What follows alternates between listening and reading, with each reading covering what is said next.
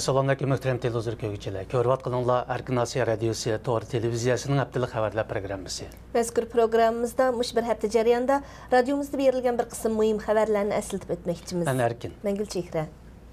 Xitoy hukumat taratqullarining xabar qilishicha 1-mart kuni kashqurun shu yerning vaqti kech soat 9 atrofida qorin niqob kiygan bir guruh kishi Kunmingning poyezd stansiyasida shiddatli pichoq hujumi ilib borgan. Bir qancha soatlik hujumda jami 33 odam o'lgan, 140 necha odam yaralangan. Voqea yuz berib atsa Xitoy hukumati mazkur voqea haqida bayonot bergan. Bayonotda mazkur voqeaning Xinjianglik bo'lginchi kuchlar tomonidan planliq, tashkillik holda ilib berilgan terrorlik hujum ekanligi ilgari surilgan. Xitoy hukumat taratqullarining bildirishicha, pichoqli hujumchilar jami 8 nafar kishidan tashkillangan bo'lib, ularning ichida 6 nafar er, 2 nafar ayol ekan. 4 soatga yaqin ilishishda Xitoy soqchi taraf hujumchilardan 4 nafar er kishini etib o'ldirgan, 1 nafar ayolni yaralandırib tirik tutgan. Qolgan 3 nafar hujumchining toki 3-mart tushgacha tirikishib oxirida tutilganligi ta'kidlangan.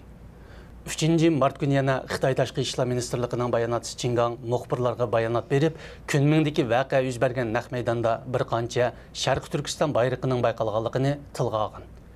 Xitoyning ichki va sirtidagi bir qism taratqular Xitoy hukumatining Kunming voqeasi haqida bergan bayonotlaridagi ziddiyatlik nuqtalarga bo'lgan gumonlarni o'tirg'i chiqarmoqda. Dünya Uyghur Qurultayıning raisi Rabiya Qadir xonim 3-mart guvohlik berish yig'iniga qatnashish uchun Kanadaga yetib bordi. Bu 3 kunlik ziyorat jarayonida Rabiya Qadir xonim Kanada Tashqi ishlar ministerligi Xitoy bo'limidagi xodimlar bilan ko'rishgan.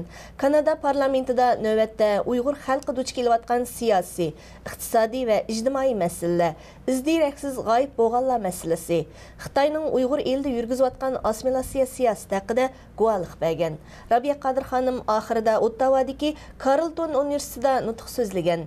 Egilishimizcha Rabiya Qadir xonim Kanadadagi 3 kunlik ziyarati jarayonida yana xalqaro kechirim tashkiloti o'rinlashtirgan faoliyatlarga qatnashdi ekan, hamda muxbirlarning ziyoratini qabul qilgan. U Kunming voqeasi haqida muxbirlarning so'ragan savoliga javob berib, Xitoy hukumatining Uyg'urlarning obrazini yovuzlashtirishga urinayotganligini ayblagan. Ma'lum bo'lishicha, Kunming voqeasi yuz bergandan keyin Xitoy o'lkalaridagi Uyg'urlar umumyuzlik holda soqchilarning tekshirish nishoniga aylangan. Xabarlar qaraganda, voqea yuz bergan Kunming shahri va Yunnan o'lkasining boshqa cho'ng kichik shaharlaridagi mehmon saroylar birdek Uyg'urlarga yotoq berishni rad qilgan. Kunming shahridagi Uyg'urlar to'plashib o'ltiraqlashgan ko'cha va mahallalar qattiq qamal qilinib, uyma-uy tekshirish ilib berilgan. Bu yerda o'ltirayotgan Uyg'ur tijoratchilarining kimligi tizimga ilinib, uylaridagi pichoq va boshqa tig'liq uy saymonlari musodara qilingan. Egallashimizcha, bu ahvol Xitoyning boshqa o'lka shahar va avtonom rayonlarida ko'rilgan. Guangxi, Zhuangzhou avtonom rayonining markazi Nanning shahrida, sayohat shahri bo'lgan Guilin shahrida, shundaqli Beijing, Shanghai, Guangzhou shaharlaridagi Uyg'urlarning hammasi qattiq tekshirilgan. Soqchi doiralari Xitoy aholilariga jiddiy uqtirish tarqatib, Xinjiang Uyg'ur avtonom rayonining kimligini ko'targan har qanday kishi uchirsa, darhol soqchiga ma'lum qilishni talab qilgan. Ma'lum bo'lishicha, Qrim Avtonom Jumhuriyati parlamenti 16-martga borganda umumiy xalq ovoz berish orqali Qrimning Rossiyaga qo'shilishi haqida qaror chiqarganligini jakalagan. BBC agentligining xabar qilishicha, Qrim parlamenti payshanba kuni Qrimning Rossiyaga qo'shilishi haqida bilet tashlash faoliyati o'tkazgan. Natijada 10 kundan keyin umumiy xalq ovoz berish yo'li bilan Rossiyaga qo'shilishni qaror qilganligini bildirgan. Qrim Avtonom Jumhuriyatining amaliy huquqini kontrol qilib turayotgan Ruslar Moskvadan Qrimni Rossiyaga qo'shib etishni talab qilgan. Ukraina vaqtli hukumati bosh ministri Arseniy Yatsenyuk Qrimning Rossiyaga qo'shilishi haqidagi bayonotning qonunsiz qilmish ekanligini ko'rsatgan. Qrim aholisining 58%ni ruslar tashkil qilgan bo'lib, Qrim hukumati va parlamentida ruslarning nisbati yuqori salmoqni egallagan. Radiomizning egallishiga qaraganda, Qrim yarim orolining yerlik aholisi bo'lgan Qrim tatarlari Ukraina tavasida turib, avtonomiya elishni orzu qiladi ekan. Halbuki ularning Qrimdagi nufusi aran 250 ming atrofida bo'lib, nufus jihatdan 3-o'rinda turdi ekan.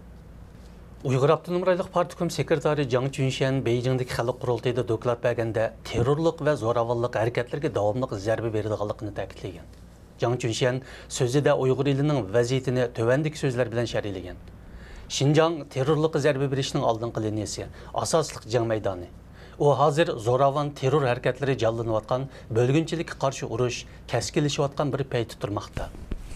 Kunming vaqasidan keyin Xitoy hukumatı ilgirikiga o'xshashla vaqani darhol terrorlik vaqasi deb atagan edi. Chet ellardagi kishilik huquq organlari bo'lsa, Xitoy hukumatini terrorlik so'zini qalaymaqan ishlatish, yerlikdagi vaqalarni ko'ptirib, vaziyatni o'tkirlashtirish bilan ayblab keldi. Chet ellardagi kuzatuvchilar Kunmingdagi vaqaga Xitoy hukumatining Uyg'ur elidagi qattiq qo'l siyosatining sabab bo'layotganligini ilgari surmoqda.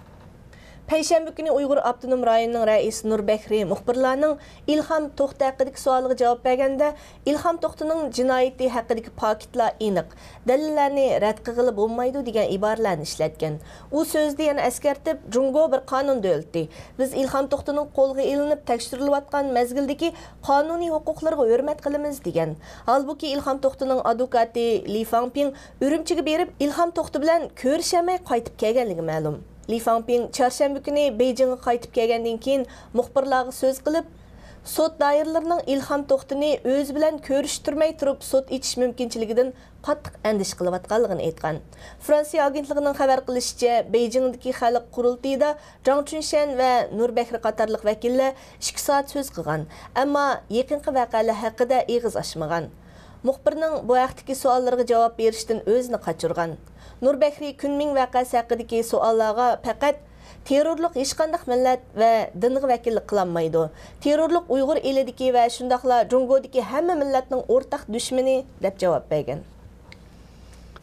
Muhtaram televizor ko'ruvchilar, yuqorida Erkin Osiyo radiosi Tor televiziyasining haftalik xabarlar programmasini ko'rdinglar. Kelar hafta ko'rishguncha omon bo'lg'aysizlar. Xayr xo'sh. Xayr xo'sh.